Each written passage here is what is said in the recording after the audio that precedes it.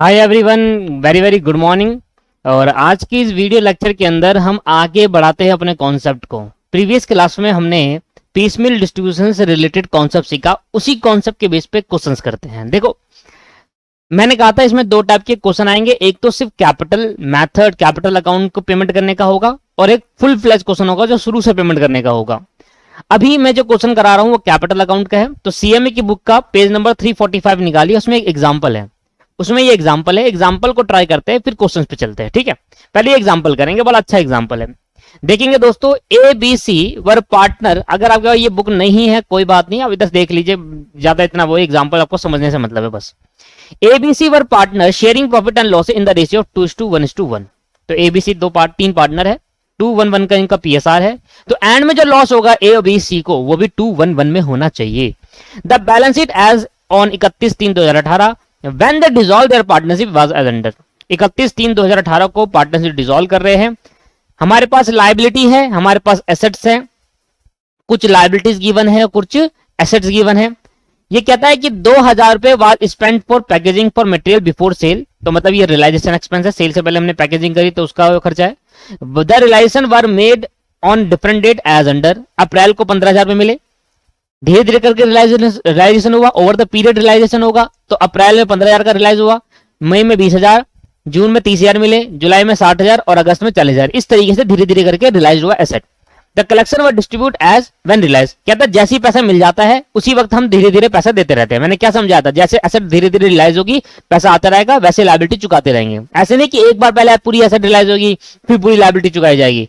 धीरे धीरे जैसे जैसे पैसा आ रहा है वैसे वैसे लायबिलिटी चुकाई जाएगी। ये लिखा है, the collection was distribute as when realised. जैसे ही मेरे को पैसा मिलता है मैं उसको डिस्ट्रीब्यूट कर देता हूँ लायबिलिटी पे।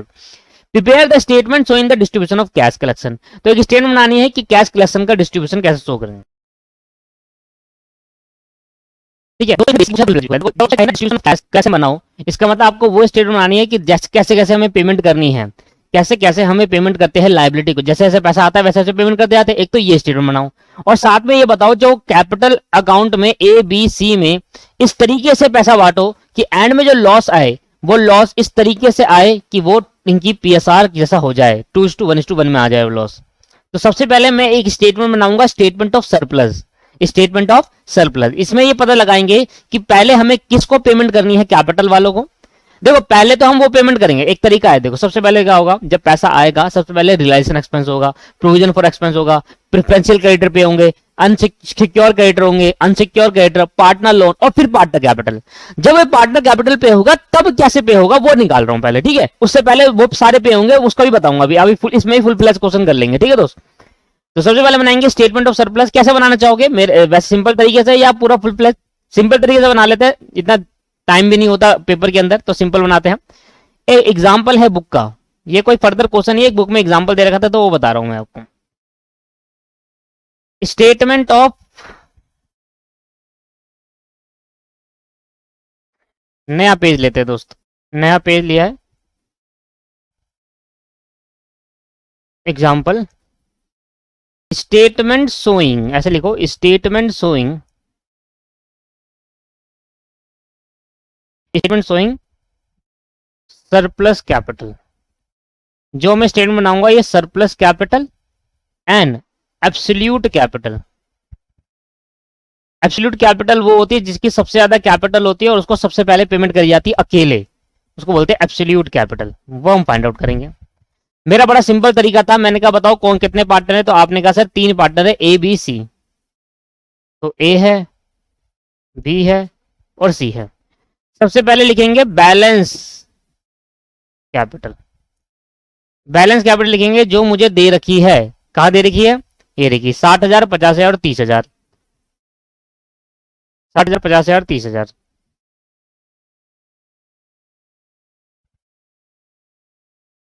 60,000, 50,000 और 30,000। तो बैलेंस कैपिटल सबसे पहले निकालेंगे। ठीक है, इसके बाद हम यहाँ पर अगर कोई रिजर्व हमें दिखता है क्वेश्चन के अंदर तो हमें वो बांटना है, और अगर कोई ड्राइंग दिखती है तो वो माइनस करना है। सिर्फ रिजर्व बांटना है और ड्राइंग माइनस करनी है और कुछ नहीं करना। तो देखो कोई रिजर्व है क्या, हाँ देखो रिजर्व हमें दिख रहा है 10,000 रुपए का, ये बांट देंगे। कहीं ड्राइंग दिख रही है क्या, नहीं। अगर ड्राइंग्स दिखती तो माइनस कर देना है और रिजर्व होगा तो उसको बांट देना है। इससे क्या निकलेगी, इससे निकलेगी एडजस्टेड कैपिटल। तो यहां पर मैं ऐड कर दूंगा रिजर्व। और रिजर्व बांटूंगा किस रेशियो में, 2:1:1 की रेशियो में। भाई प्रॉफिट है, प्रॉफिट का पार्ट है, जब प्रॉफिट को डिस्ट्रीब्यूट करेंगे तो पीएसआर में डिस्ट्रीब्यूट करेंगे। तो 2:1:1 का मतलब हो गया 4 डिवाइड बाई 4 मल्टीप्लाई बाय 2, ये आ गया 5000 इसके हिस्से में आया, 2500 इसके हिस्से में आया और 2500 इसके हिस्से में आया। अब मेरे पे वो तो है नहीं ड्राइंग, अगर होता तो माइनस कर देता, तो यही मेरी क्या बन गई, एडजस्टेड कैपिटल बन गई। मतलब ये वो कैपिटल है जो पार्टनर को देना है, ये वो कैपिटल है जो पार्टनर को पे करना है फर्म द्वारा। तो ये हो गया 6500 रुपए, 65,000, ये हो गया 52,500, ये हो गया 32,500। ठीक है सर, यहां तक क्लियर हो गया। अब मुझे बताओ प्रॉफिट शेयरिंग रेशियो क्या था। प्रॉफिट शेयरिंग रेशियो था सर 2:1:1। 2:1:1 में सबसे पहले क्या करूंगा, प्रोपोर्शनेट कैपिटल निकालूंगा, डायरेक्ट निकालेंगे। तो प्रोपोर्शनेट कैपिटल कैसे निकालेंगे, मैंने आपको बताया था प्रोपोर्शनेट कैपिटल लगाने के लिए हमें यूनिटरी मेथड का सॉल्व करना है। और यूनिटरी मेथड कहां से लगाए, उसके लिए आपको क्या करना पड़ेगा, 65,000 को पहले इसकी रेशियो से डिवाइड करो। तो 65,000 डिवाइडेड बाय 2 करा तो ये आ गया 32,500, ये आ गया 52,500 डिवाइड करने में, ये भी आ गया 32,500। सबसे छोटा क्या है 32,500। देखो इसको इससे डिवाइड करने पे क्या आया 32,500, इसको इससे डिवाइड करने में 52,500 और इसको इसके डिवाइड करने में 32,500। या तो आप यहां से कर लो या यहां से कर लो, बात बराबर है, क्योंकि जो छोटा होगा वहां से करना है। तो यहां से करूंगा तब भी सेम आंसर। अगर 65,000 2 के बराबर है तो 1 के बराबर लाने के लिए क्या करना पड़ेगा, तो 65,000 डिवाइडेड बाय 2 मल्टीप्लाई बाय 1 करूंगा तो 32,000 आएगा। तो देखो 65,000 ये तो एज इट इज आएगा, जहां से हम स्टार्ट करते हैं वो एज इट इज होगा, क्योंकि 65,000 अगर 2 के बराबर है और 2 के बराबर लाना होगा तो यही आएगा, इधर चेंज हो जाएगा। 65,000 अगर 2 के बराबर तो इसके 1 के रेशियो के बराबर लाना होगा तो कितना हो जाएगा 32,500, और ये ऑलरेडी 32,500, इसमें तो कोई चेंजमेंट करना ही नहीं है। समझ में आ गया। अगर आप इससे चलना चाहते तो वैसे कर लेते, 32,500 अगर 1 के बराबर है तो 1 के बराबर लाना होगा तो 32,500 ही आएगा, और अगर 2 के बराबर लाना होगा तो 65,000 आएगा। तो अब ये देखो रेशियो बन गई 3:1:2:1:1 की रेशियो में। समझ में आया। यूनिटरी मेथड लगाने का तरीका क्या होगा, पहले रेशियो से डिवाइड करेंगे, देखेंगे कहां छोटा है और वहां से यूनिटरी मेथड लगा देंगे। प्रोपोर्शनेट कैपिटल आ गई, प्रोपोर्शनेट कैपिटल आने के बाद हम निकालेंगे सरप्लस कैपिटल। क्या निकालेंगे दोस्त, सरप्लस कैपिटल। हम चाहते हैं हमारी कैपिटल इतनी हो जाए, जब इतनी कैपिटल हो जाएगी ए बी सी की तो ये प्रॉफिट शेयरिंग रेशियो में हो जाएगा ऑटोमेटिकली कन्वर्ट, जो कैपिटल बन जाएगी वो पीएसआर में बन जाएगी।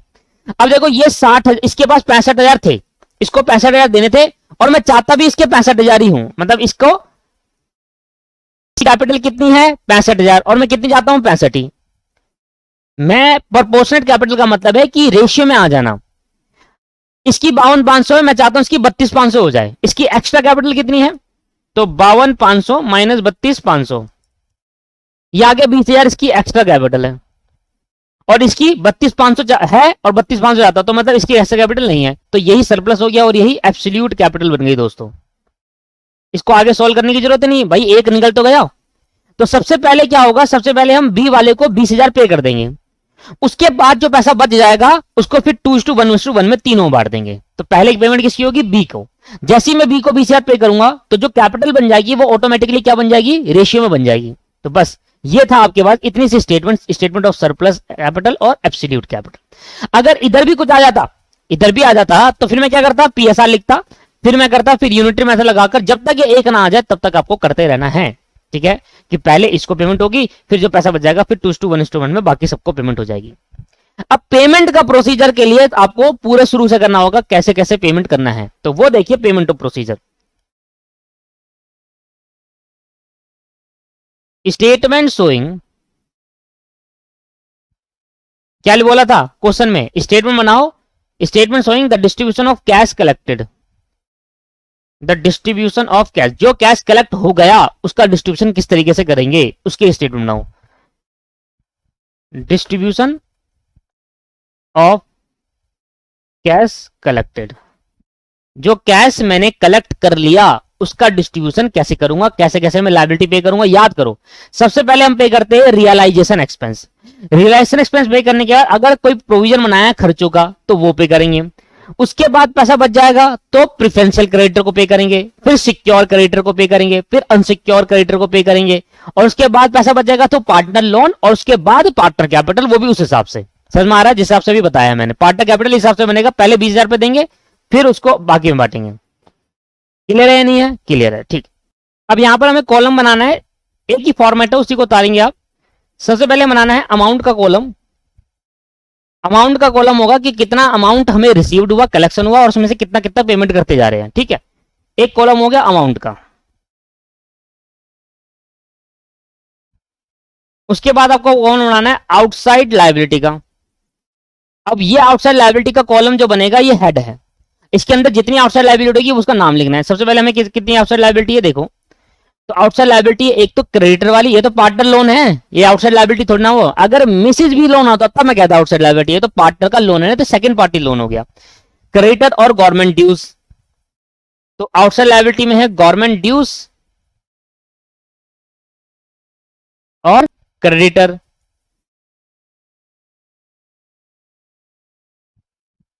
इसके बाद आउटसाइड लायबिलिटी का हो जाएगा।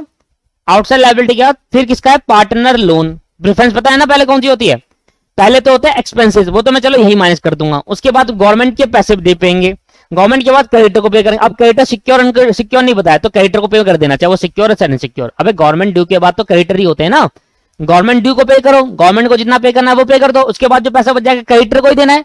अगर सिक्योर अनसिक्योर बताए तो पहले सिक्योर कर देना, अनसिक्योर और कुछ ना बताए तो सीधा क्रेडिटर पेमेंट कर देना। उसके बाद partner loan, partner loan, partner loan की पेमेंट करेंगे, और पार्टनर लोन की पेमेंट करने के बाद फिर पार्टनर्स की कैपिटल,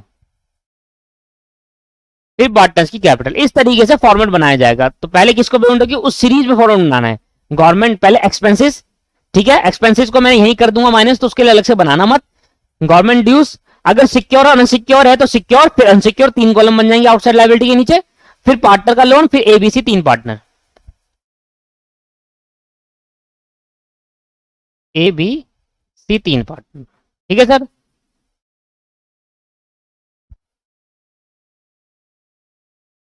ठीक है दोस्त, कैसे बनाना है चलो।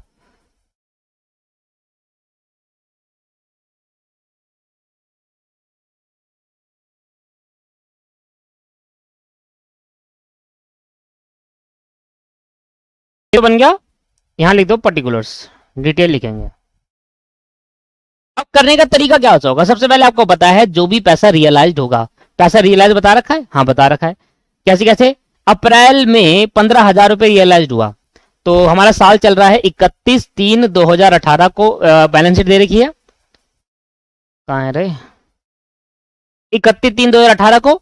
तो पहले पेमेंट कब हुई है, अप्रैल को, तो अप्रैल 2018 को पहली पेमेंट हुई है। ठीक है, सबसे पहले क्या लिखना है आपको, बैलेंस, बैलेंस एज ऑन 31/3/2018 को क्या क्या बैलेंस था। गवर्नमेंट ड्यूज कितने थे जरा बताइए, गवर्नमेंट ड्यूज थे आपके पास 10,000 रुपए के, क्रेडिटर आपके पास 20,000 रुपए के। तो गवर्नमेंट ड्यू आपके पास 10,000 रुपए के, क्रेडिटर आपके पास 20,000 रुपए के हैं, क्रेडिटर आपके पास 20,000 रुपए के हैं। पार्टनर लोन बताओ कितने का था, पार्टनर लोन जो है वो 20,000 रुपए का है, पार्टनर लोन 20,000 रुपए का है। और ए बी सी को कितना पैसा देना है वो निकाला था एडजस्टेड करके, मतलब रिजर्व ऐड करके, ये आया था 65,000, 52,500 और 32,500। ये तो चाहते हैं हम, ये तो पेमेंट करने के बाद आएगा। एक्चुअल में कितनी थी कैपिटल, जो पैसा देना है 65,000, 52,500 और 32,500, एडजस्टेड कैपिटल होती है जो उनको पैसे देना होता है। 65,000, 52,500 और 32,500। ठीक है सर, ये हो गया सर। सबसे पहले आपको लिखना है कि क्या क्या पैसे देने हैं। इसके बाद अब शुरुआत कैसे करेंगे, शुरुआत करने का तरीका होगा, सबसे पहले आप ये देखिए क्या बैलेंस शीट में आपको कैश और बैंक बैलेंस दे रखा है। अगर आपके पास पहले से कैश और बैंक बैलेंस है पहले उससे पेमेंट करो। भाई पहले से कैश और बैंक पड़ा है, एसेट को बेचने से पहले पहले वो तो पेमेंट कर दो जो पड़ा हुआ पैसा पहले। तो सबसे पहला स्टेप हमारा ये रहेगा, जो पैसा हमारे पास पहले से पड़ा है, एक तो 15,000 रुपए कैश भी पड़ा है हमारे पास, 15,000 लिख दो यहां पर, जिसको हम बैक में लिख देना कैश। हमारे पास 15,000 रुपए कैश पड़ा है, देखो ये राम। अगर आपके पास बैंक पड़ा होता तो आप टोटल करके लिख देते भाई इतना पैसा हमारे पास पड़ा हुआ है, तो पहले इस पैसे से पेमेंट करी जाएगी। समझ में आ रहा है, तो पहले किस पैसे से पेमेंट करी जाएगी, भाई 15,000 रुपए हमारे पास कैश पड़ा है और इतना इतना इतना इतना करके देना है सभी पार्टनर को। तो पेमेंट कैसे दी जाएगी, सबसे पहले हम करेंगे, इसको यहां ना लिखकर यहां लिख दो, आराम से रुक जाओ एक बार, इसको पहले यहां लिखो कैश बैलेंस। सबसे पहले हमारे पास कैश बैलेंस पड़ा है दोस्तों, मैं एसेट को तब बेचूंगा जब मेरा कैश बैलेंस खत्म हो जाएगा। अभी मेरे पे कैश बैलेंस है, तो 15,000 रुपए का जो कैश बैलेंस है उससे पहले पेमेंट कर दो जिस चीज को देना है। जब ये खत्म हो जाएंगे कैश बैलेंस या बैंक बैलेंस, उसके बाद एसेट बेचना चालू करना। ठीक है सर। तो 15,000 रुपए मेरे पे जो कैश बैलेंस है वो 15,000। इस सबसे पहले मैं करूंगा रियलाइजेशन एक्सपेंस। आपको पता है ऑर्डर मैंने आपको सिखाया था प्रीवियस क्लास के अंदर कि रियलाइजेशन एक्सपेंस पहले माइनस होता है, और अगर प्रोविजन फॉर एक्सपेंस है तो उसके बाद दूसरा माइनस होगा। तो ये पैकिंग वाला है, रियलाइजेशन एक्सपेंस माइनस करेंगे। ठीक। रियलाइजेशन एक्सपेंस कितना है सर? 2,000 रुपए। क्वेश्चन में मुझे दे रखा है कि मैंने ना सेल करनी थी, मैंने एसेट को बेचना था। एसेट को बेचने से पहले मुझे पैकिंग करनी पड़ी। अगर एसेट को नहीं बेचता तो पैकिंग नहीं करनी पड़ती, तो एसेट को बेचने की वजह से मुझे पैकिंग करनी पड़ी। तो ये हो गया रियलाइजेशन एक्सपेंस, एसेट को रियलाइज करने की वजह से हुआ ये खर्चा। तो रियलाइजेशन एक्सपेंस माइनस कर दिया। अब अगर रियलाइजेशन एक्सपेंस माइनस कर दिया तो अब क्या कितना बच गया? 13,000 रुपए। ठीक है। सबसे पहली प्रेफरेंस थी कि रियलाइजेशन एक्सपेंस को माइनस करो। प्रोविजन फॉर एक्सपेंस अगर है तो वो माइनस कर दो। अगर कोई पैसा बच जाता है तो उससे पहले गवर्नमेंट ड्यूज चुकाओ, फिर सिक्योर क्रेडिटर पेमेंट करो, फिर अनसिक्योर, फिर पार्टनर लोन, फिर पार्टनर कैपिटल। यही था ना तरीका, उसी तरीके में लिखा है। तो सिक्योर क्रेडिटर वगैरह तो नहीं थे, मैंने सीधा क्रेडिटर लिख दिया। सिक्योर अनसिक्योर नहीं बताया था, बताएगा तो पहले सिक्योर आएगा फिर अनसिक्योर आ जाएगा। अभी क्रेडिटर है तो क्रेडिटर लिख दो। अब मेरे पे 13,000 बच गए। कैश बैलेंस था मेरे पे 15,000 रुपए का, जिसमें से पहले मैंने 2,000 रुपए पे कर दिए। अब 13 बच गए। तो 13 में से क्या मैं गवर्नमेंट ड्यूज पे कर सकता हूँ? 13,000 रुपए कैश पड़ा है, हाँ पे कर सकते हो। तो आप कर दो payment to government dues, payment to government dues. तो कितना पे करना है सर? 10,000 रुपए। और जैसे ही मैंने 10,000 रुपए गवर्नमेंट ड्यू को पे करा, ये तो हो गया नील। अब इसको कोई पेमेंट नहीं करनी, नील हो गया। मेरा पैसा बच गया कितना जी? 3,000 रुपए। क्या अभी भी मैं पैसे पे कर सकता हूँ? हाँ, जो 3,000 पड़े पहले ये खत्म कर लो। तो खत्म करने के लिए अगला कौन है पे करने के लिए? क्रेडिटर। तो इसको पे कर दो payment to creditor. But sir payment जो क्रेडिटर को करेंगे वो पूरी नहीं हो पाएगी। कोई बात नहीं, जितने पैसे है आपके उतना पे कर दो। तो मैंने कहा सर ये 3,000 रुपए यहां से खत्म हुआ और मैंने क्रेडिटर को पेमेंट कर दी। एक बड़ी सी लाइन खींचेंगे, क्रेडिटर को पेमेंट कर दी।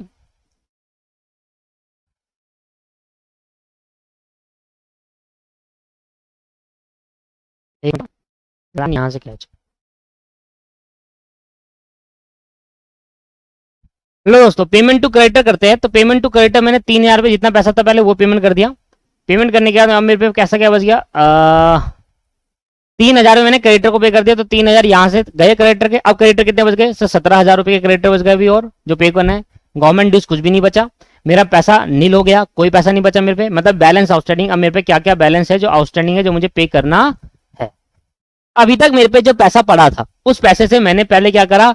2,000 के खर्चे पे करे, 10,000 के गवर्नमेंट ड्यू पे करे, और 3,000 बच गए तो उससे क्रेडिटर पे कर दिया। अभी क्रेडिटर 17,000 रुपए ओ पे करना है, 20,000 रुपए का पार्टनर लोन पे करना है, 65,000 रुपए का आपके पास ए को देना है, 52,500 पी को देना है, और 32,500 सी को देना है। ठीक है जी, सिंपल तरीका है। जैसे जैसे पैसा आ रहा है, अभी तो मैंने कैश बैलेंस का यूज करा है, अब जैसे पैसा आ रहा है वैसे। तो फर्स्ट रियलाइजेशन क्या बोलते हैं इसको?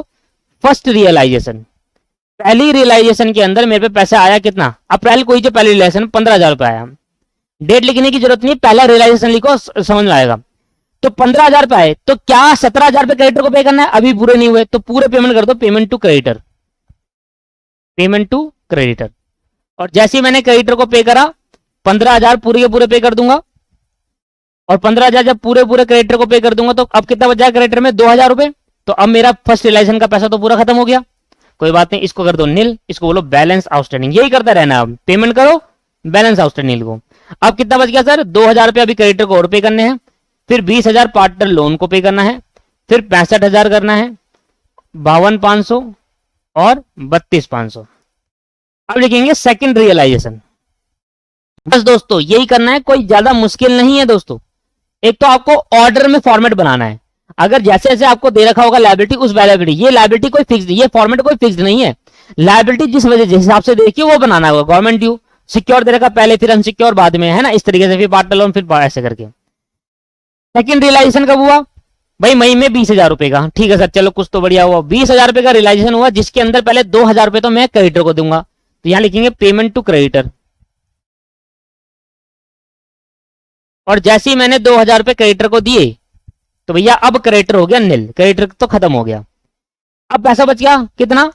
18,000 रुपए। अगली बारी किसकी है जी? अगली बारी है पार्टनर लोन की। तो payment to partner loan, payment to partner loan. कितना पेमेंट करें भाई? पूरे 18 पे कर दो, करना था 20 पर 18 ही है, पहले 18 पूरे पे कर देंगे। तो जैसे ही मैं इसको 18,000 रुपये पे करूंगा ये मेरा खत्म हो जाएगा।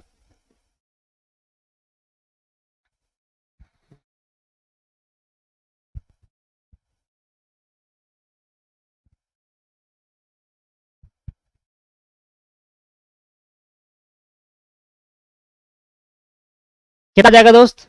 ये तो हो गया नील, इसको बोलेंगे बैलेंस आउटस्टैंडिंग। ठीक है सर, जब जब पैसा खत्म हो उसके बाद बैलेंस आउटस्टैंडिंग पूरी लाइन खींच के निकालना पड़ेगा आपको। ये नील, ये नील, इसका बच गया 2,000 रुपये जो पे करना, इसका 65,000 बच गया, इसका 52,500 बच गया, और इसका 32,500 बच गया। ठीक है सर, चलो इसके बाद थर्ड रियलाइजेशन करते जाओ बस। थर्ड रियलाइजेशन, थर्ड रियलाइजेशन में कितना पैसा आया जरा बताइए? 30,000 रुपए। थर्ड रियलाइजेशन में 30,000 रुपये आया, तो 30,000 में सबसे पहले पेमेंट करूंगा पेमेंट टू पार्टनर लोन।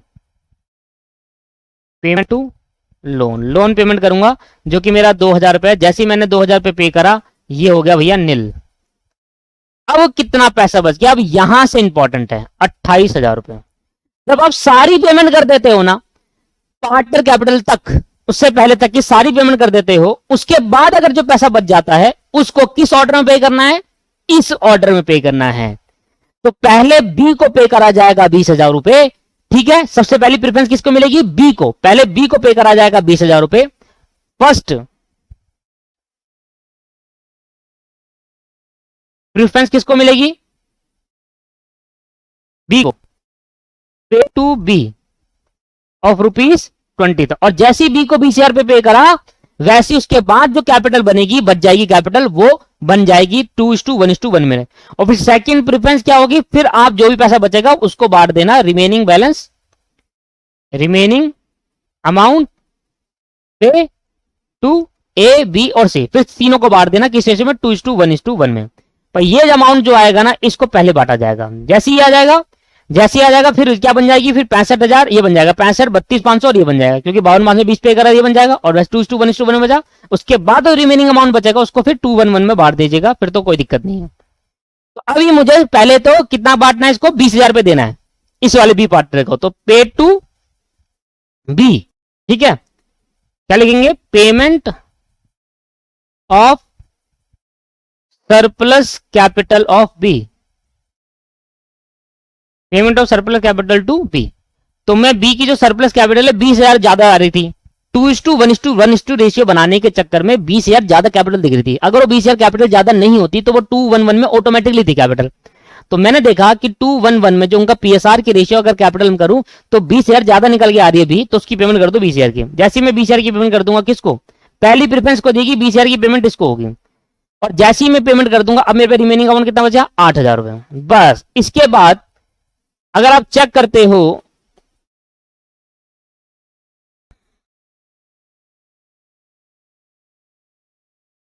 इसके बाद अगर आप चेक करोगे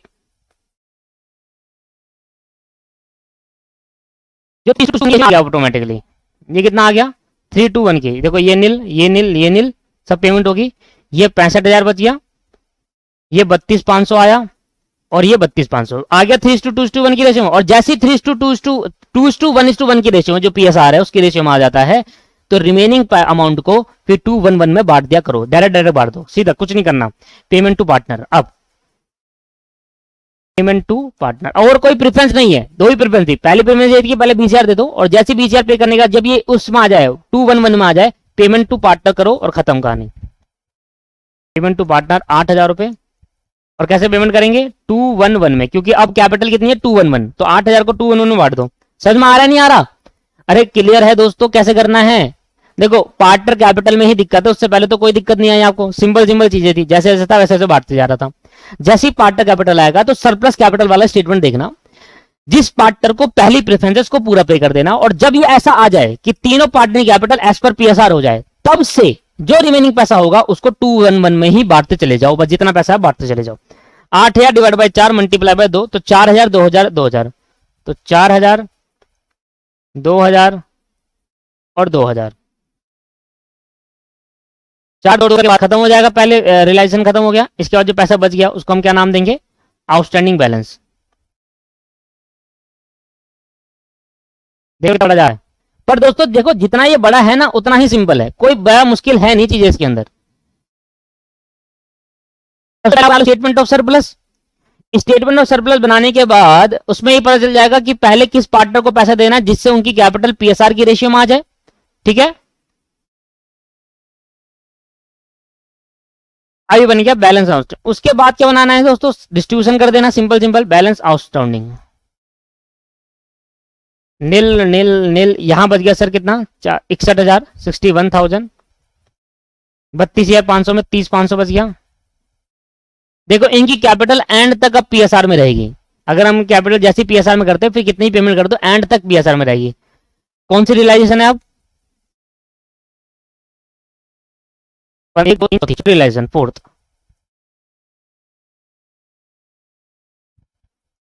कितना आया सर, 60,000 रुपये, पूरा बांट दो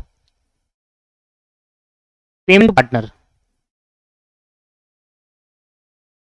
किसमें, 211, सिंपल है, पूरा 60,000 बांट दो क्योंकि ज्यादा लाइबिलिटी है ना, लाइबिलिटी तो वो ज्यादा, 60,000 को बांटेंगे डिवाइड बाई 4 मल्टीप्लाई बाई 2, 30,000, 15,000, 15,000, तो 30,000 इसको मिल जाएंगे, 15,15 इनको मिलेंगे।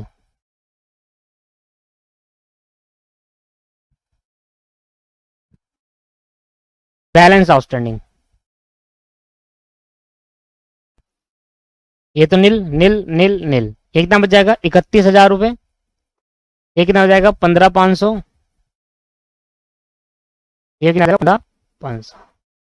इसके बाद फिफ्थ रियलाइजेशन, अब जो भी पैसा रियलाइज हो रहा है उसको बांट देना सभी पार्टनर में, 40,000 रुपये रियलाइज हुआ, फिर payment to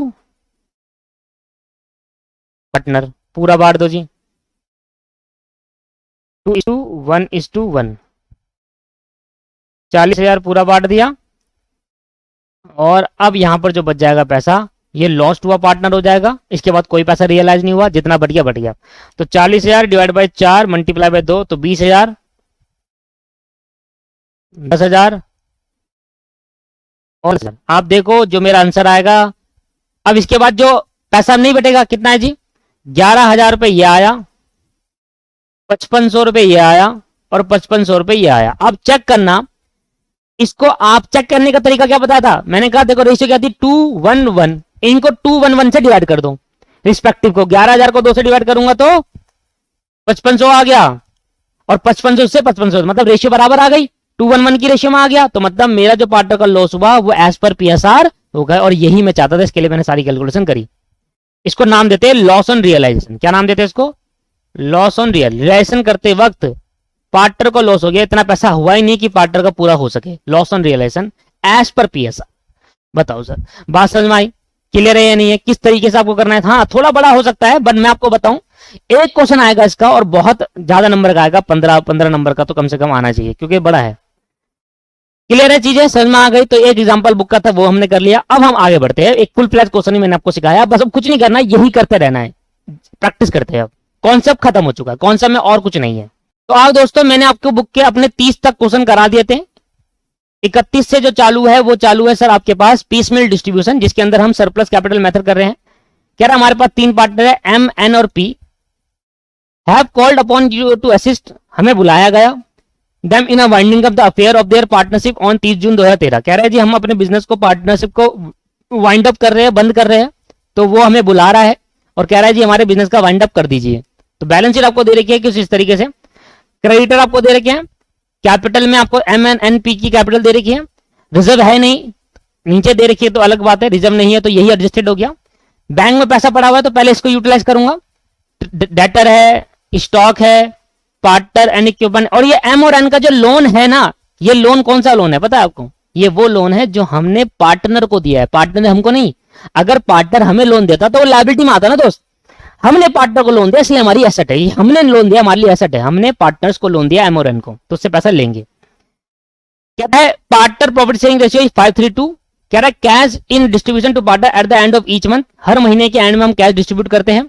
the summary of liquidation transaction are as follow, अरे फॉलो में है ही नहीं, मैं दिखा देता हूं कहां पर है वो, थोड़ा लिखना मतलब कॉपी होना भूल गया शायद, देखते हैं। ये रही दोस्तों समरी ऑफ ट्रांजेक्शन, ये रही। और इसको देख लीजिएगा, ये है यहाँ पर समरी ऑफ ट्रांजेक्शन कुछ इस तरीके से, किस तरीके से पैसा है। कहता है 16,000 रुपए collect from debtor and balance is recoverable.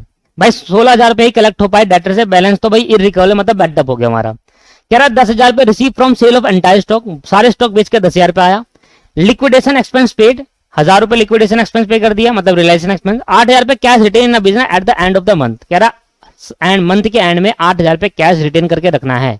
ठीक है सर, ये थी जुलाई की ट्रांजेक्शन। अब अगस्त की 1,500 रुपए लिक्विडेशन एक्सपेंस हुआ, paid as a part of the payment of his capital, P asset and equipment for the 10,000, book value 4,000 थी। ओके, इसको मैं बताऊंगा अभी। कह रहा 1,500 रुपए लिक्विडेशन एक्सपेंस पे करा और जुलाई अगस्त में और हुआ।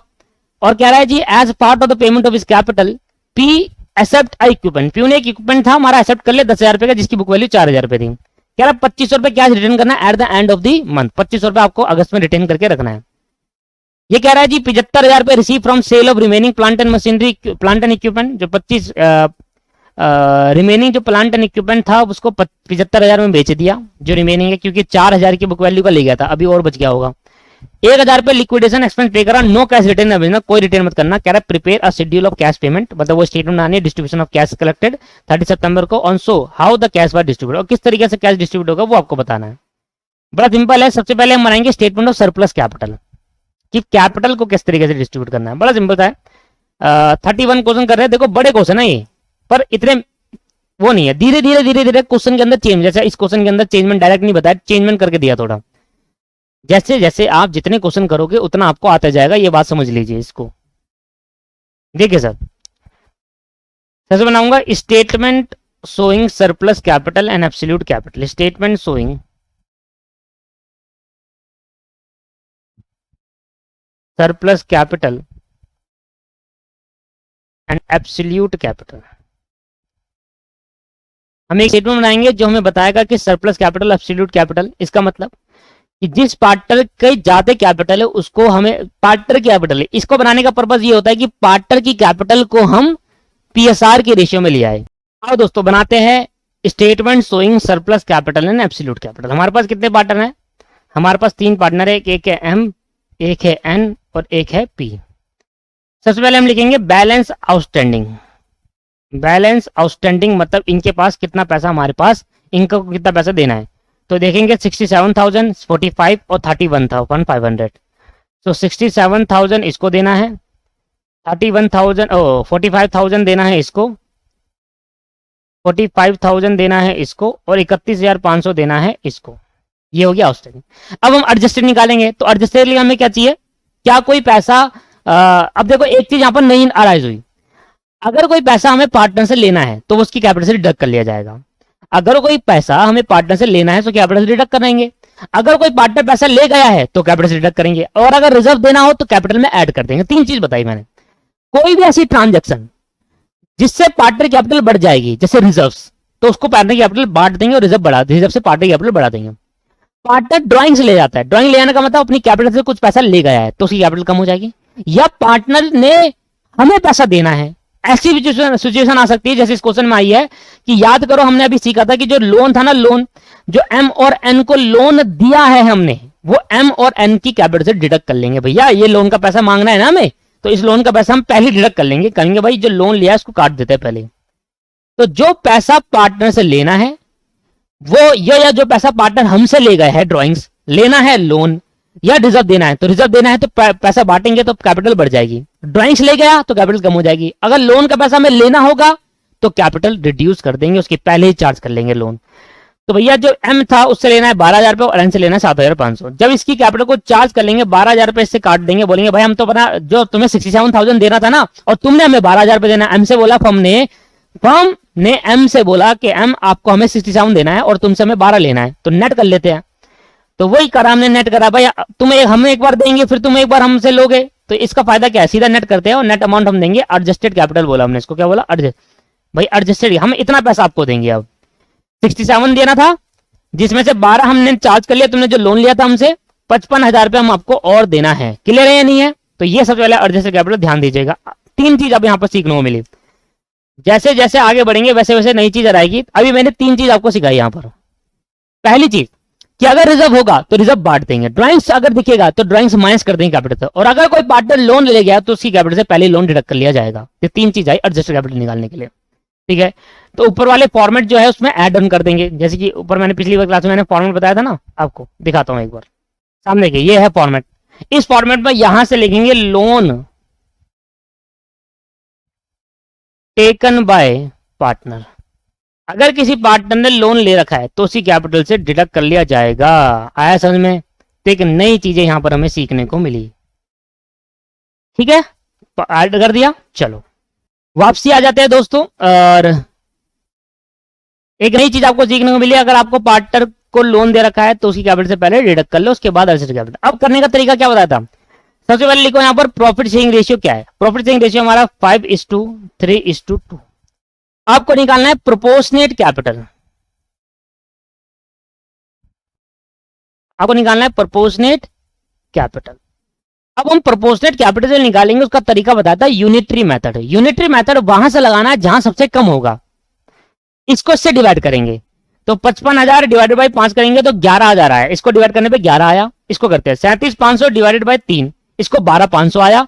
और 31,500 डिवाइड बाई 2, इसका आया 15,750। तो 11,000, 12,500, 15,700, तो सबसे कम है 11,000। तो 11,000 कम है तो 11,000 से यूनिटरी मेथड लगेगा।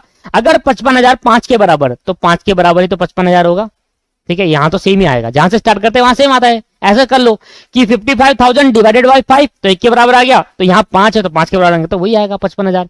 पर यहां चेंज आएगा, 55,000 अगर 5 के बराबर है तो 3 के बराबर कितना होगा 33,000, और 55,000 अगर आप 5 के बराबर तो 2 के बराबर कितना हो गया 22,000। इस तरीके से जो ये कैपिटल बन गई 532 में बन गई, चेक कर लो आप, 532 में कैपिटल बन गई। अब ये कैपिटल 532 में बन गई तो अब यहां से निकालेंगे सरप्लस कैपिटल। सरप्लस कैपिटल का मतलब क्या है कि भाई अगर हम कैपिटल को पीएसआर में कन्वर्ट करना चाहे तो कितनी कैपिटल ज्यादा बन रही है। भाई इतनी कैपिटल एम की थी, हम इतना चाहते हैं, तो इससे कोई भी सरप्लस कैपिटल नहीं है। एम की थी 37,500 कैपिटल, मतलब फर्म को 37,500 एम को देने हैं। 33,000 हम चाहते कि इसकी 33,000 है जिससे हमारी कैपिटल पीएसआर में हो जाए, तो कितना इसको एक्स्ट्रा बन रही है इसकी कैपिटल, तो 37,500 माइनस 33,000 रुपए। तो अगर इसको 4500 रुपए में पे कर दूं, अगर एन पार्टनर को 4500 पे कर दूं तो उसकी कैपिटल 33,000 बच जाएगी, जो कि क्या आ जाएगा 5:3 की रेशियो में आ जाएगा। ऐसे 31,500 इसकी है, अगर 22,000 मुझे चाहिए तो 9,500 अगर मैं इसको पे कर देता हूं तो मेरे को कैपिटल 22,000 मिल जाएगी, जो कि 3,532 की रेशियो में आ जाएगा। तो कितनी एक्स्ट्रा कैपिटल है पीएसआर में चेंज करने के लिए, इतनी कैपिटल है, ठीक। देखिए इसके बाद क्या करते हैं, अब पहले पेमेंट किसको करी जाए, ये समझ में आ गया कि मुझे एन को 4500 देने हैं और पी को 9,595 देने हैं। ये समझ में आ गया, इतना इतना तो मुझे देना है, पर पहले किसको पेमेंट करूं, एन को दूं या इसको दूं। अगर इसको दूंगा तो ये लड़ेगा, इसको दूंगा तो इसके लिए फर्दर सोल्व करना पड़ता है, फर्दर लिखना आता है पीएसआर। और ये तब तक करते रहना जब तक एक पार्टनर का कैपिटल, जैसे यहां नील हो गया तो यहां पर एक का ना बच्चा है, उसको बोलते हैं एब्सोल्यूट कैपिटल। तो पीएसआर है 532, तो अब इन दोनों का ले लेते हैं क्योंकि इन दोनों में झगड़े हो रहे हैं कि पहले किसको पेमेंट कराया, तो 3 इसकी 2 इसकी। फिर निकालो प्रोपोर्शनेट कैपिटल, और प्रोपोर्शनेट कैपिटल लगाने के लिए हमें लगाना होता है यूनिटरी मेथड।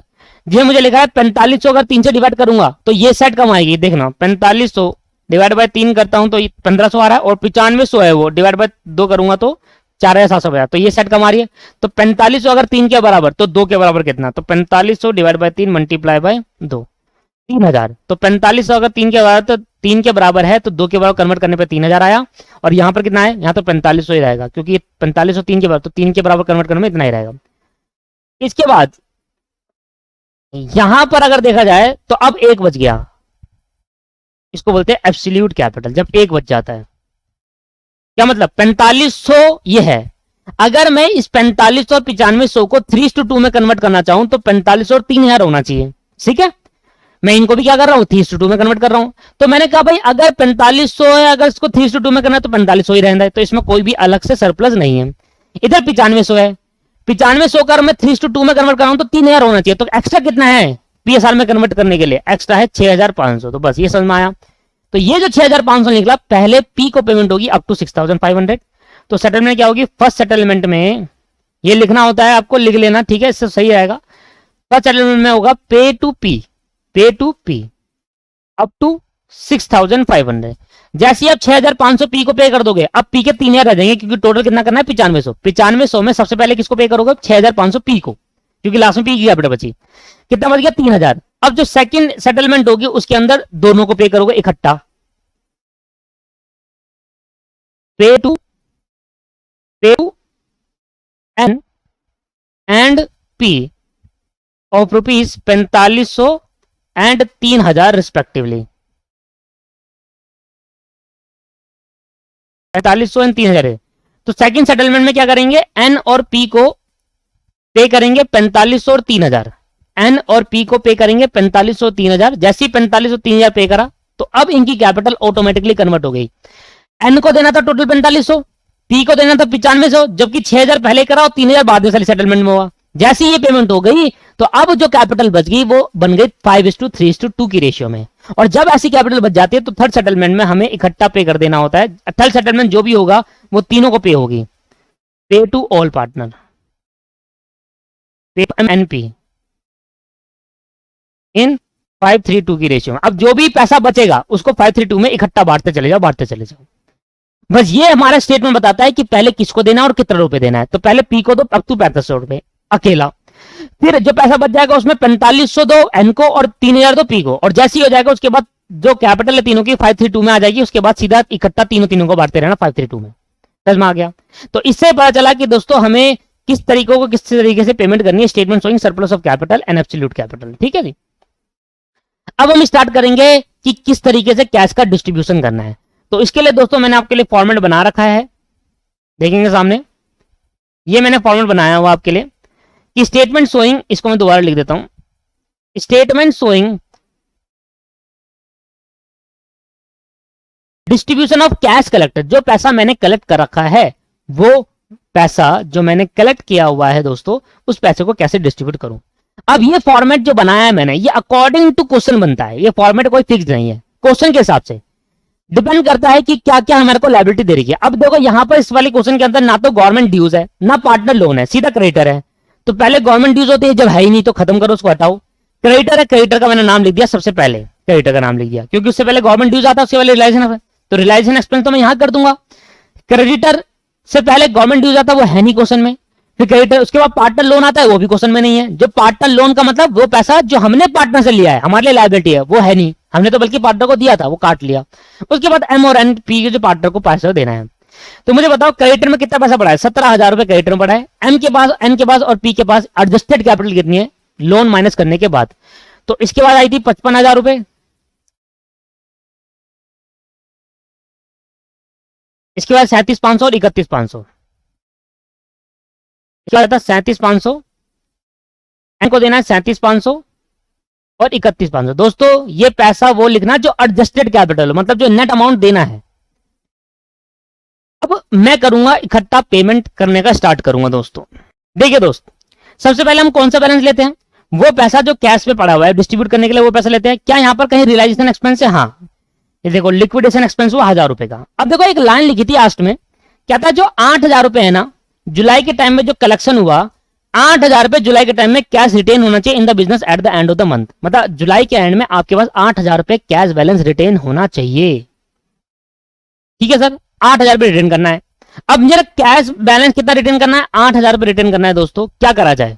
या तो मैं कैश बैलेंस वाले को यूज कर लूं, यूज करने के बाद जो कलेक्शन होगा उसमें से 8,000 रोकूं, या इसको यहीं छोड़ दूं और इसके अंदर 2,000 और ऐड कर दूं।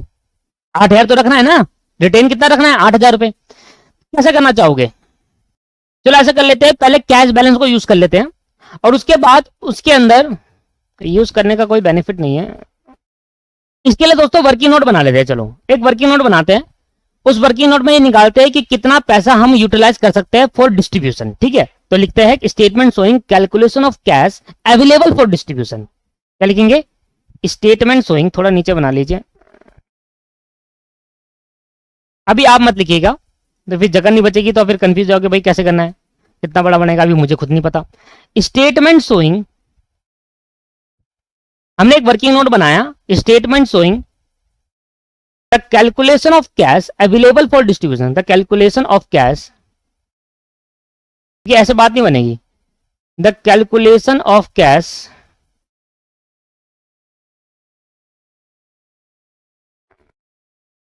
Available for distribution. भाई कितना कैश है हमारे पास डिस्ट्रीब्यूट करने के लिए, उस हिसाब से हमें पैसा देना पड़ेगा ना। अब पता तो है नहीं कितना कैश है, तो एक बार चेक कर लेते हैं कितना कैश हम डिस्ट्रीब्यूट कर सकते हैं। तो मैंने यहां पर लिखा भाई जुलाई का महीना, यहां मैं लिखूंगा सर अगस्त,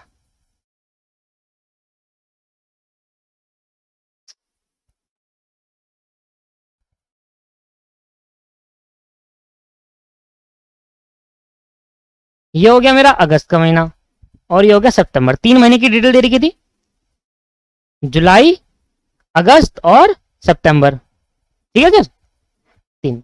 सबसे पहले बताओ मुझे ओपनिंग बैलेंस कितना है जुलाई में। जुलाई का ओपनिंग बैलेंस आपको पता चलेगा 30 जून को, 30 जून की बैलेंस शीट में गिवन है, 30 जून की। जून के बाद कौन सा महीना आता है, जुलाई। तो 30 जून को जो कैश बैलेंस पड़ा है वो जुलाई के लिए ओपनिंग बैलेंस है या नहीं है।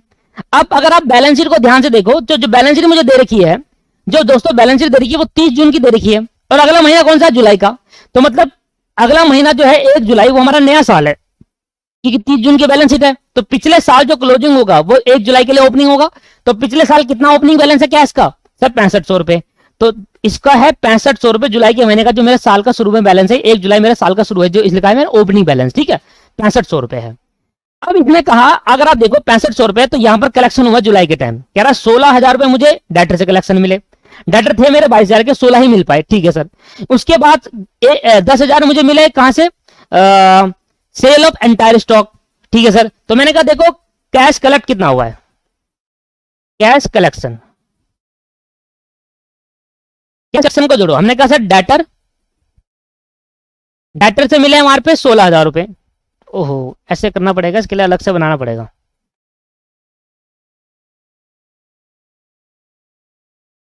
ऐसे लिखो amount realise, amount realised after deducting liquidation expense, amount realise after deducting liquidation expense, इसको ऐड करेंगे। जो भी अमाउंट आएगा, मैं यहां पर स्टार लगा रहा हूं, स्टार 1 लेकर यहां पर इसका कैलकुलेशन कर देता हूं। स्टार 1, स्टार 1 में क्या आएगा, अमाउंट रियलाइज निकालना है। तो कैसे निकालेगा जी, ऐसे निकालेंगे, देखो भाई हमारे पास 16,000 रुपए आए डेटर से, तो 16,000 हमने ऐड कर दिया डेटर से, प्लस फिर हमारे पे 10,000 रिसीड हुए स्टॉक बेचने से, तो सारा स्टॉक बेचकर 10,000 रिसीड हुआ, हो गया टोटल हो गया 26,000।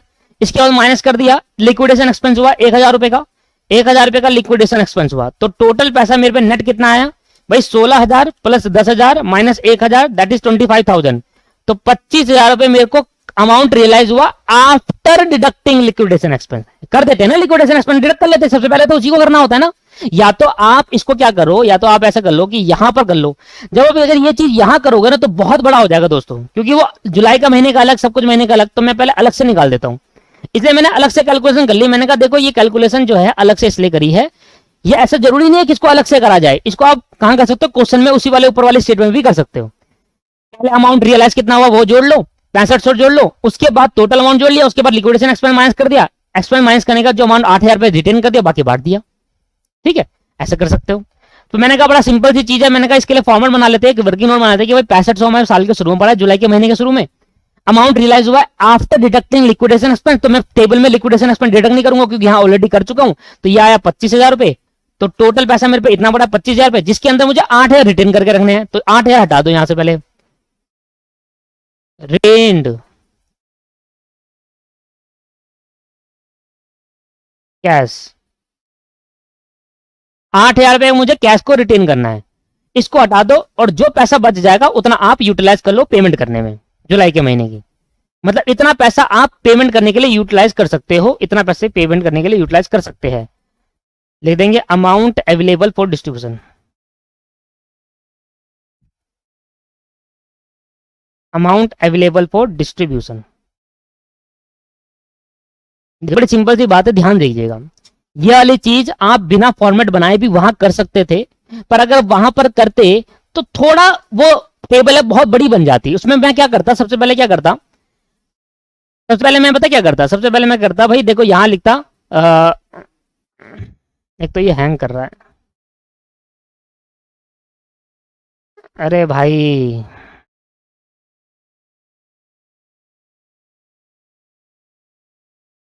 सबसे पहले यहां लिखता हुआ ऐड कैश बैलेंस जो कि मेरा 6500 है, उसमें माइनस करता है रियलाइजेशन एक्सपेंस 1000 रुपए, फिर उसको बांट देता। ठीक है, फिर कहता है रियलाइजेशन हुआ पहले रियलाइजेशन में जो कि 26,000 हुआ। 26,000 हुआ तो 26,000 में से 8 बांट देता, 8,000 छोड़कर, तो 8,000 रिमेनिंग करके बांट देता, तो वो चीज बहुत लंबी बन जाती। सीधा आप मैंने क्या करा, एक फॉर्मेट बनाया, इसके अंदर मैंने बताया भाई कितना पैसा मैं यूटिलाइज करता हूं उतना ही बांटूंगा डायरेक्ट। ये चीज आपको सिंपली मिल जाएगी, उसके अंदर आप बहुत बड़ा बन जाएगा दोस्तों फिर फॉर्मेट। इसमें क्या हुआ पता चल गया कि भाई देखो 6500 महीने के शुरू में था, 25,000 पे हमने इस बार रियलाइज करा, जिसके अंदर रियलाइजेशन एक्सपेंस ऑलरेडी माइनस कर दिया है, तो अलग से नहीं करूंगा, ऊपर टेबल में माइनस कर चुका हूं। उसके बाद 8,000 मुझे रिटेन करके रखना है, तो मैं पहले साल में पहले महीने में मैं 23,500 रुपए क्या कर सकता हूं, 23,500 रुपए में यूटिलाइज कर सकता हूं। अब मैं यूटिलाइज करूंगा, मतलब अब मैं पेमेंट करूंगा यहां पर। तो अमाउंट डिस्ट्रीब्यूट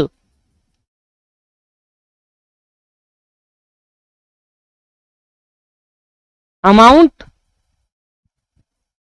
डिस्ट्रीब्यूट एंड 31 जुलाई, मतलब साल के एंड में हम कितना पैसा डिस्ट्रीब्यूट कर सकते हैं, 23,500 पे, जिसके अंदर सबसे पहले क्या माइनस करूंगा, क्या सबसे पहले आप लिक्विडेशन एक्सपेंस माइनस करोगे, नहीं, लिक्विडेशन एक्सपेंस माइनस मत करना, वो ऑलरेडी कर चुके, अगर वहां नहीं करोगे तो यहां कर देना, वहां पे 26,000 लिखना 25 की जगह। अगर आप यहां करना चाहते हो तो यहां पर क्या लिखना, 25 की जगह 26 लिखना, तो 24,500 आएगा, तो 1,000 वहां माइनस कर लेना। तो ऐसा करने से क्या फायदा, 23,500 है ना, अब 23,500 को आप सबसे पहले लिक्विडेशन एक्सपेंस माइनस हो चुका, इसके बाद आप माइनस करेंगे पेमेंट टू क्रेडिटर। सबसे पहले पेमेंट किसको होती है, पेमेंट टू क्रेडिटर को, क्रेडिटर पेमेंट कर दी, कितना आया कि जी 17,000 रुपए क्रेडिटर को पेमेंट कर दी, ये तो हो गया नील।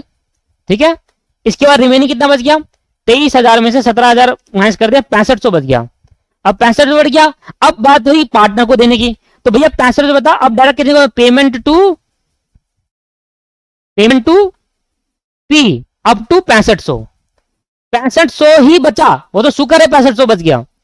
अगर यहां 7,000 बचता तो अब टू 6500 पहले मैं किसको देता, पी को, देखो सेटलमेंट में लिखा था अब टू 6500 पहले पी को दो।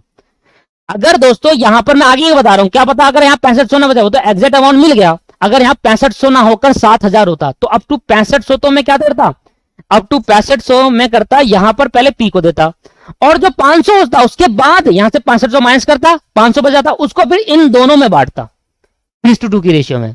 तो पहली प्रेफरेंस किसको, पी को, उसके बाद जो पैसा बच जाएगा वो 3:2 में बटेगा एन और पी में, उसके बाद उनकी सेटलमेंट हो जाएगी, बाद जो पैसा बचेगा फिर तीनों में।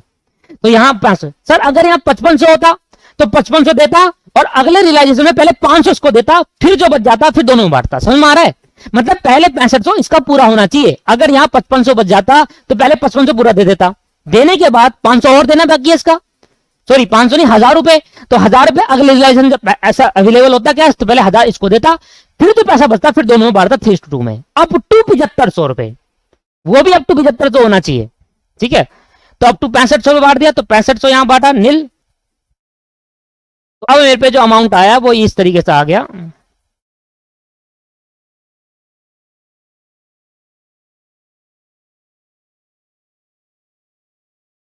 नील, ये हो गया बैलेंस आउटस्टैंडिंग, ये नील हो गया, ये 55,000 ही रहा, ये 500, और देखो ये हो गया आपके पास जो मैं चाहता था, 31,500 में से 6500 गए, ये आ गया 25,000 रुपए। अभी इसको और पेमेंट करनी है क्योंकि इसको 33 बनाना है, इसको 25 बनाना है, तो 25 बनाने के लिए इसको 3 और चाहिए, इसको 4500 चाहिए, तो अप टू 7,500, 4 5 6 7 7,500 तक और बांट देना। अगला रिलेशन देखो, देखो फिर आ जाओ अगली अगस्त के महीने में, अब पैसा खत्म हो गया ना दोस्त, अगस्त के महीने में कितना पैसा आया, तो मैंने कहा देखो जो मेरा क्लोजिंग है, जो मेरा, ऐसे लिख देना, जो मेरा क्लोजिंग है वो अगले साल का ओपनिंग कैश बैलेंस बनेगा, तो 8,000 में मेरा अगले साल का ओपनिंग कैश बनेगा, भाई पिछले साल क्लोजिंग कैश मैंने रिटर्न करके रखा था ना, अगले साल 8,000 बच जाएगा, तो 4,000 को मैं यूटिलाइज कर सकता हूं। किस तरीके से यूटिलाइज करूंगा, सबसे पहले देखना हमारे पास ये है, तो अब क्या होगा ध्यान दीजिएगा, सबसे पहले हमने जो इक्विपमेंट पी को दिया था वो इक्विपमेंट हम पी से उसका पैसा चार्ज कर लेंगे। देखो हमने पी को इक्विपमेंट दिया था 10,000 रुपए का, ले गया था, 4,000 वाला इक्विपमेंट कितने का ले गया, 10,000 रुपए का, तो इक्विपमेंट जो पी ले गया था उससे कैपिटल को चार्ज करो, तो equipment taken by P at 31 August को इक्विपमेंट ईवी ले गया, तो इसकी कैपिटल कम हो जाएगी। 10,000 से इसकी कैपिटल कम कर दूं, 10,000 से जब मैं इसकी कैपिटल कम कर दूंगा तो अब इसकी बैलेंस कैपिटल क्या बच गई, बैलेंस आउटस्टैंडिंग 55,000 यहां बच गया, 37,500 यहां बच गया, और ये 15,000 हो गया, जबकि इसको कितना होना था 22,000। एज पर प्रोपोर्शनल कैपिटल 22 होना चाहिए, जबकि 532 में आ जाता है। तो इसको कितना पैसा पे होना था, अगर मैं ऊपर देखूं तो इसको टोटल पैसा पे होना था 9,500 रुपए। 6500 मैंने इसको पहले पे कर दिया, और अब 6500 पे करने का इसको होना था 3,000। टोटल 9,500 होना था, पहले 6500 फिर 3,000 फिर 9,500 जाता। 6500 पहले पे कर दिया, 3 और पे करना था, पर ये क्या ले गया, ये एक इक्विपमेंट ले गया 10,000 रुपए का, तो इसकी 10,000 माइनस कर दिया तो इसकी 15,000 हो गई। तो अब जो कैश आएगा उससे डायरेक्टली बांट दूंगा, इसको नहीं बांटूंगा। सेटलमेंट का तरीका क्या था, सेटलमेंट का तरीका यह था कि हमें पहले पैसा अप टू 6500 रुपए बांटना है पी को सिर्फ अकेला, उसके बाद जो पैसा आएगा अप टू 7500 रुपए, देखो 4500 या 3,000 है, अप टू 7500 बांटना है एन और पी को, ठीक। पर दोस्तों 3,000 जो पी को उसके 6500 देने के बाद पी को सिर्फ 3,000 देने थे, पर वो इक्विपमेंट ले गया, उससे उसकी कैपिटल 10,000 से कम हो गई, उसको फायदा हो गया, उससे उसकी कैपिटल 10,000 से डिडक्ट कर ली, तो उसकी कैपिटल 10,000 से कम हो चुकी है। कम होने का मतलब अब उसकी कैपिटल 15 रह गई, तो 15 रह गई, तो इसका मतलब अब 3,000 रुपए वो उसको नहीं देंगे। अब जो ये हम कहते थे ना अब टू 7500 में 45 को इसको दो, 3,000 इसको दो, ये 3,000 देने का पर्पज ये था कि टोटल पहुंच जाए उसके 9,500, जबकि उसके 9,500 से ज्यादा पहुंच गया, एक तो 65 से ऊपर और 10,000 की कैपिटल इक्विपमेंट ले गया हमसे वो, तो उसका अगर इक्विपमेंट नहीं ले आता तो वो अलग बात थी, इक्विपमेंट ले गया उसके बदले में उसके 10,000 कैपिटल कम होगी, तो कम होगी उसकी कैपिटल। हम चाह रहे थे उसकी कैपिटल 22,000 हो जाए, तो उसकी कैपिटल इससे भी कम होगी, 15 हो गई। तो अब जो अगली सेटलमेंट होगी वो सिर्फ एन को होगी, पी को नहीं होगी। सलमाया कैश डिस्ट्रीब्यूशन 31 अगस्त कितना अमाउंट है सर, 4,000 रुपए। जैसे कि आप देख रहे हो कि हमारे पास अब 4,000 बचा डिस्ट्रीब्यूट करने के लिए, तो सिर्फ किसको होगा, पे टू एन, एन को पे होगा ओनली, पे टू एन ओनली। क्यों दोस्तों, एन को क्यों होगा, एन को इसलिए होगा, पहले ये जो 4,000 होते हैं ना, ये 4,000 तो पैसा आता, ये जो 4,000 मेरे को डिस्ट्रीब्यूट करने का, ये एम एन और पी में बढ़ता 3:2 की रेशो, दोनों में बढ़ता है पैसा, अप टू 7500 रुपए दोनों में बढ़ेगा।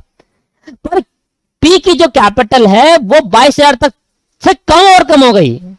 इसका मतलब ये कैपिटल ऑलरेडी हम 9500 क्यों दे रहे थे इसको, इसकी कैपिटल थी 31,500, 9500 दो के इसको ये करना चाह रहे थे कि इसकी 22,000 हो जाए, तो ये तो इससे भी कम हो गई, तो अब इसको प्रिफरेंस नहीं दी जाएगी। अब 4500 जिसको नहीं हुई, जिसकी कैपिटल नहीं हुई, जैसे इसको 37 थी 37,500, इसको 45 मिलेंगे तो ये 35,000 हो जाएगा, तो इसको मिलना चाहिए वो पैसा, पी को नहीं देंगे, तो इसलिए एन को देंगे। यह एक ट्विस्ट है नया। वैसे तो क्या करते, अगर ये कंडीशन नहीं होती, वो क्यूबन नहीं ले जाता, तो ये 4,000 रुपए एन और पी में बढ़ते 3:2 की रेशियो में, अप टू 7500 बढ़ते हैं। ये 4,000 रुपए अप टू 7500 बढ़ते, ये 4,000 तो वैसे ही मेरे पे, ऐसे तो अगस्त में मेरे 4,000 रुपए है दोस्तों, अगस्त में मेरे कितने हैं 4,000 रुपए, पैसा कम है। पैसा कितना चाहिए था, पैसा चाहिए था 7500 रुपए, 4500 एन को देते, 3,000 पी को देते, तो 7500 चाहिए था, 4,000 है, तो कोई बात नहीं, 4,000 अभी 3:2 में मार दो, फिर अगले 3500 पे जो अगले पैसा आएगा उससे 3500 फिर 3:2 में मार देना, हो जाएगा एक 4500 3,000। ये तब होता जब इक्विपमेंट नहीं ले जाता, वो इक्विपमेंट लेके बेचारा उसकी कैपिटल 10,000 से कम कर दी, तो ऑलरेडी 22 से कम हो चुकी है, तो अब उसको प्रेफरेंस नहीं दी जाएगी। ठीक है सर, समझ में आ गया। दोबारा समझा देता हूं एक बार कि जो पार्टनर है एन और पी, अगर पी इक्विपमेंट नहीं ले जाता तो अब टू 7500 रुपए एन और पी में बढ़ते, जो कि 3:2 की रेशियो में बढ़ता, तो एन के हिस्से में आता 4500 और पी के हिस्से में आता 3,000 रुपए, और जैसे ये बांट देता तो इनकी कैपिटल हो जाती 55, 33 और 22,000 रुपए, जो कि मैं चाह रहा था 532 में आ जाए। ठीक है, अब देखो क्या हुआ कि अब अगर इक्विपमेंट नहीं ले जाता तो यहां पर मेरे पैसा कितना आया, सिर्फ 4,000 आया, जबकि मुझे कितना चाहिए था 7500 एटलीस्ट। तो कोई बात नहीं, जितना पैसा है उसको 3:2 में बांट दो, तो यहां और यहां बढ़ जाता, और अगला 3500, क्योंकि टोटल 7500 बढ़ना है। जब तक 7500 नहीं बटेगा तब तक सभी पार्टनर में इक्वली वो ऐसे नहीं बटेगा, समझ में आ रहा है। पहले 6500 पी को दो, फिर अप टू 7500 एन और पी में बांटो, अगर 7500 नहीं है तो जितने पहले एन और पी में बांट दो, फिर जितना कमी पड़ रहा है 7500 में उतना और बांटो, जब वो 7500 बढ़ जाए उसके बाद जो पैसा बटेगा वो फिर तीनों में बटेगा। समझ में आ गया। तो देखो ये दोनों कंडीशन तब होती जब वो क्यूबन नहीं ले आता, अब वो क्यूबन ले गया तो उसकी कैपिटल ऑलरेडी बहुत कम हो गई, तो अब प्रेफरेंस किसको जाएगी, सिर्फ 4,000 इसको पे होंगे। समझ में आया? इसको क्यों पे कर रहा हूं? क्योंकि उसकी कैपिटल ऑलरेडी 22,000 से कम हो चुकी है। हम तो 22,000 चाह रहे थे, वो तो ऑलरेडी कम होगी, तो प्रेफरेंस सिर्फ किसको दी जाएगी? पी को। और पी को कितने देने हैं? 4500 में, पर अभी कितने दिया है? 4000। ये नील हो गया, 4000 में पे कर दिया इसको।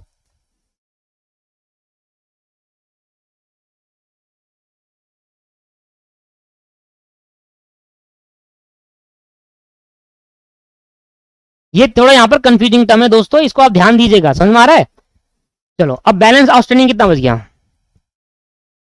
ये नील है, ये नील है, ये 55,000 पहले का एज इट इज रहा।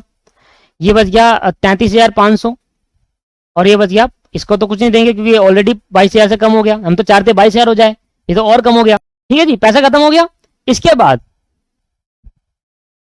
अगला देखो भाई, ये 2500 यहां हुआ। सितंबर में क्या इनकम हुई? सितंबर में ये हुई कि 75,000 रुपए रिसीव करा रिमेनिंग प्लांट एंड इक्विपमेंट बेचकर, और 1,000 रुपए लिक्विडेशन दिया, और कोई भी कैश रिटेन नहीं करना है इस बार।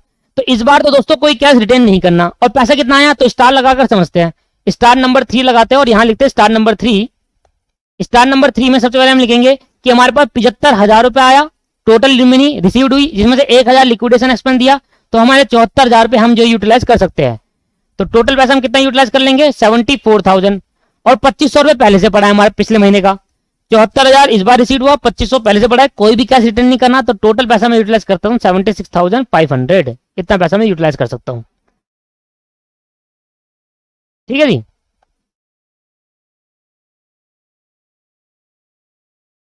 अब दोस्तों यहां से थोड़ा मुश्किल हो सकता है, आप जरा ध्यान से देखिएगा। ये क्वेश्चन है इस लाइक है, थोड़ा मुश्किल है, थोड़ा देखेंगे ध्यान से, पर समझ में आएगा। ऐसा नहीं है कि सर 76,500 बचा, इसको डिस्ट्रीब्यूट करना है ना हमें।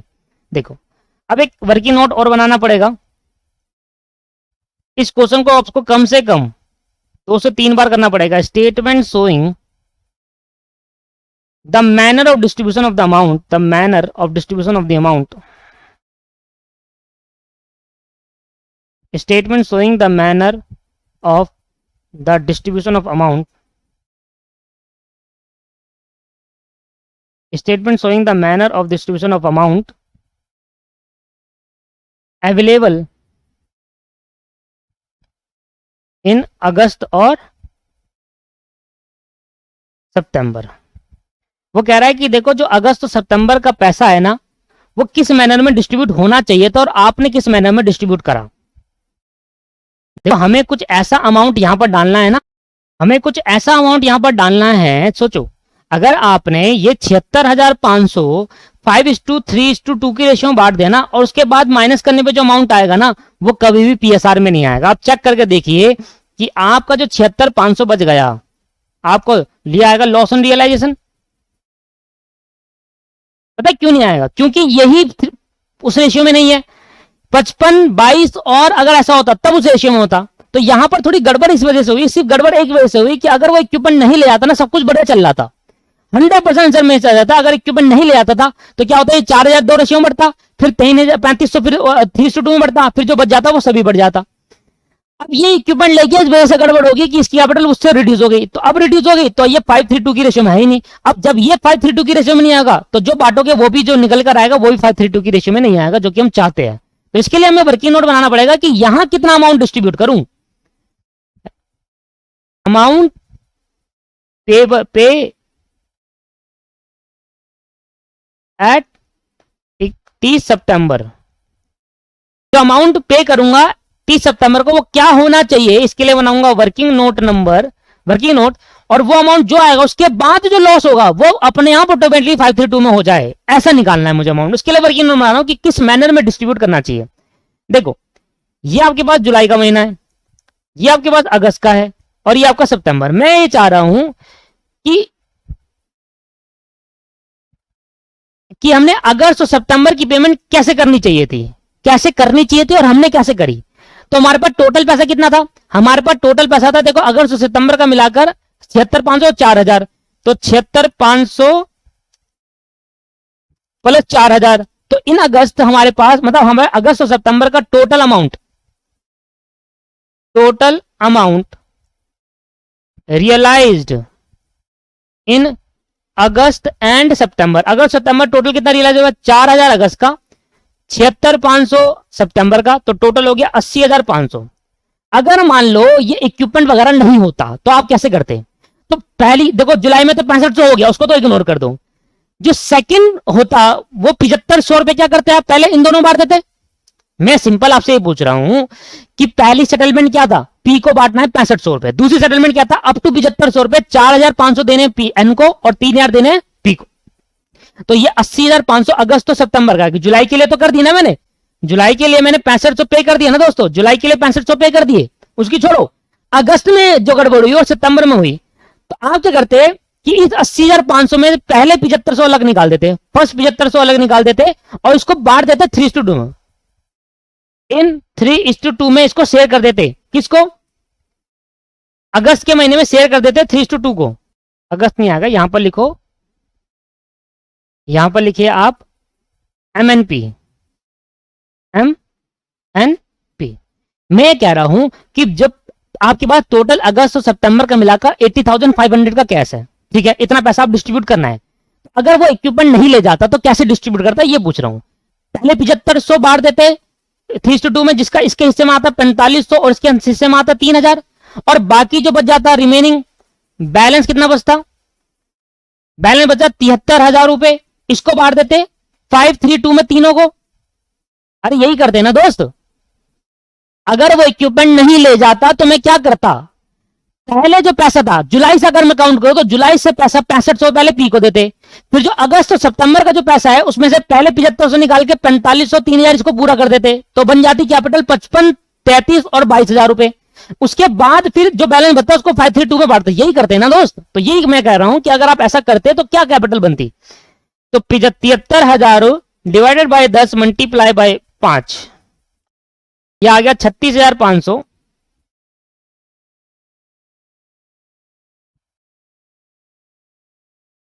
ठीक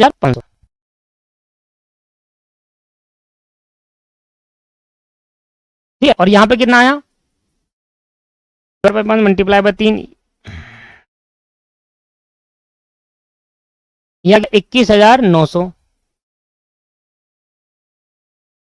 और यह आ गया 14,600। मैं आपसे ये पूछ रहा हूं दोस्तों कि आप किस तरीके से पेमेंट करते अगर वो इक्विपमेंट नहीं ले आता। इस तरीके से करते, अगस्त और सितंबर का टोटल पैसा था 80,500, पहले 7500 देते एन और एम को, जो कि 3:2 में सेकंड प्रेफरेंस थी हमारी। उसके बाद जो पैसा बच जाता फिर वो 532 में बांटते, जो कि हमारी फर्स्ट सेकंड थर्ड इंस्टॉलमेंट का मैंने प्रेफरेंस बनाया था आपके लिए। ज्यादा पैसा तो यही खत्म हो गया, अगस्त और सितंबर के लिए बचा ना, अगस्त सितंबर 80,500 पहले 95 ये देते, फिर जो बच जाता 532 में बांट देते, ठीक है ना। अच्छा, पर एक्चुअल में आपने कैसे डिस्ट्रीब्यूट करा, ठीक है भाई, यहां तक क्लियर हो गया। अब मैं आपसे कह रहा हूं कि अगर मैं 7500 रुपए ऐसे बांटता और बैलेंस ऐसे बांटता तो टोटल कितना पैसा बढ़ जाता, टोटल डिस्ट्रीब्यूशन कैसे होता कि भैया इसके हिस्से में आता कितना 36,500, इसके हिस्से में आता 21,900 प्लस 4,500 26,400, और इसके हिस्से में आता 3,000 प्लस 14,600 17,600 आता है इसके हिस्से में। मैं आपसे एक चीज पूछ रहा हूं दोस्तों कि अगर मैं इक्विपमेंट नहीं खरीदता वो, तो मैं कैसे पेमेंट करता। मैं कहता जो मेरे टोटल 80,500 उसके पहले 7500 बांटता था इंच को, वो 6500 को बोल दो, वो तो जुलाई की पेमेंट है, वो तो वहीं खत्म हो गई थी। अगर शुरू से करना है तो शुरू से भी कर सकते हो, जुलाई की पेमेंट में जोड़ देना फिर उस हिसाब से करना, फिर वो अलग मजा नहीं आएगा उसमें फिर बहुत लंबी कैलकुलेशन हो जाएगी। तो ये समझो 80,500 में पहले 7500 ऐसे पे करता और बाकी ऐसे डिस्ट्रीब्यूट करता, यही थी सेकंड और थर्ड प्रेफरेंस, ठीक है। टोटल डिस्ट्रीब्यूशन कैसे होता है, एम को मिलता है अगस्त सितंबर में इस तरीके से, एन को मिलता है इतना और उसको मिलता है इतना, पर हमने एक्चुअल कितना डिस्ट्रीब्यूशन करा अगस्त में, हम चाह रहे हैं कि अगस्त में हमने टोटल हमें ऐसा डिस्ट्रीब्यूशन करना था, लेस डिस्ट्रीब्यूट इन अगस्त। अगस्त में कैसे डिस्ट्रीब्यूट करा, एक्चुअल डिस्ट्रीब्यूशन इन अगस्त ऐसे लिखो। तो इसको तो कुछ नहीं करा, इसको करा अगस्त में 4,000 रुपए इसको करा, याद है 4,000 और 10,000 की इक्विपमेंट ले गया था, इसको करा। तो अगर इसको टोटल इतना इतना डिस्ट्रीब्यूशन होना चाहिए, देखो सुनो मैंने ऐसे कहा कि अगस्त और सितंबर का इतना इतना बनता था इनको हिस्से में, अगस्त और सितंबर के कितना कितना बनता है, इतना इतना, पहले 7500 ऐसे बढ़ता फिर बाकी पैसा ऐसे बढ़ता, इतना इतना बनता था। पर एक्चुअली हमने कितना बांटा, जबकि इतना इतना बढ़ना था हमने इक्विपमेंट खरीदने की वजह से तो गड़बड़ हो गई, तो 4,000 इसको दे दिए और 10,000 इसको दे दिए। तो मुझे बताओ इसको तो कुछ नहीं पता, तो ये तो एज इट ही आएगा 36,500। इसको कितना है 26,400 माइनस 4,000, इसको 22,400 और मिलेगा अगस्त का। और इसको कितना है 17,600 माइनस 10,000, इसको 7,600 और मिल जाएगा। बड़ी सिंपल सी कहानी है दोस्तों, ये मैं उस तरीके से फाइंड आउट कर रहा हूं। Payable in September, payable in सितंबर, सुना ध्यान से द्वारा। अगर वो इक्विपमेंट नहीं खरीदता तो मैं पहले 75 टोटल मेरा 80,500 को ऐसे बांटता, अगस्त और सितंबर को ऐसे बांटता कि पहले 7500 में इन दोनों को देता इस मैनर में, फिर अगले 73,000 जो बच जाता वो बैलेंस इस मैनर में करता, जो कि मैंने ऊपर बताया था आपको फर्स्ट सेकंड थर्ड सेटलमेंट की बात ही बताई थी। फर्स्ट सेकंड, फर्स्ट का तो भूल जाओ, सेकंड और थर्ड में ऐसे ही बताया था, ये 4500 3000 इसको बांट दो, फिर बैलेंस को 532 में बांट दो, ये करता। पर क्योंकि उसने इक्विपमेंट खरीदा तो उस हिसाब से मैंने क्या करा, उस हिसाब से मैंने 10,000 उसकी कैपिटल से लेस कर दिया, 10,000 कैपिटल से लेस करना मतलब बांट दिया एक तरीके का। और 4,000 रुपए मैंने सिर्फ एन को दे दिया था, क्योंकि मैंने कहा था उसकी कैपिटल ऑलरेडी कम हो चुकी है, तो 4,000 रुपए डायरेक्टली एन को दे दो आप। ये तरीके से मैंने अगस्त में बांटी, तो मैंने कहा टोटल उनको इतना मिलना चाहिए था, इसका मतलब है टोटल इतना मिलना चाहिए था, टोटल इतना मिलना चाहिए था, जैसे मिलता था टोटल हिसाब से जैसे मिलता था, और एक्चुअल में उसको इतना मिल गया, तो रिमेनिंग और मिल जाएगा। तो यही अगस्त की पेमेंट है जो करनी है। बस आप गलती मत कर देना, ये 73,500 रुपए उस तरीके से मत बांट देना, मैनर यही होना, अगर इस मैनर में बांटोगे तभी आपका रेशियो सेम आएगा, अदरवाइज नहीं आएगा। अगर आपने ये 76,500 बांट दिया 532 में, बांट कर देखो आपका आंसर सेम आएगा ही नहीं, और अगर आप इस मैनर में बांटोगे तो आंसर सेम आ जाएगा। करने का तरीका समझ में आया? मैनर मैंने वही लिया है, मैनर मैंने वही ले लिया। मैंने क्या करा, जो सितंबर पेमेंट करनी थी वो ऊपर वाले मैनर के हिसाब से पेमेंट कर दी, मैनर इस मैनर में पेमेंट होनी चाहिए थी, कर दी। इतना बनता था टोटल दोनों का, अगर उस हमारे मैनर में इतना बन रहा था, मैंने इतनी पेमेंट कर दी, तो रिमेनिंग जो पार्ट है वो तो ऑटोमेटिकली उस तक पहुंच जाएगा। देखो 26,400 मिलना चाहिए था, 4 तो 22,400 और दे देंगे, तो ऑटोमेटिकली मैनर यही निकल जाएगा। मैं क्या कर रहा हूं कि मैं ऐसा मैनर बना रहा हूं जो पहले इक्विपमेंट नहीं करता था वैसा बन जाए। अगर वो इक्विपमेंट नहीं खरीदता तो मैनर जो होता वो वैसे मैनर के लिए क्रिएट कर रहा हूं। कैसे कि पहले 7500 ऐसा, बाकी 7300 ऐसा, टोटल एन के हिस्से में इतना, बाई के एन के हिस्से में इतना आना चाहिए था। अब एन को इतना दे दिया तो रिमेनिंग और दे दूंगा 22,400, तो इन दोनों को जोड़कर यही आ जाएगा ना, तो इस वजह से बना रहा हूं। तो 22,400 7600 36,500, 22,400 26,500 और 7600, नहीं समझ में नहीं आया, 22,400 7600 36,500,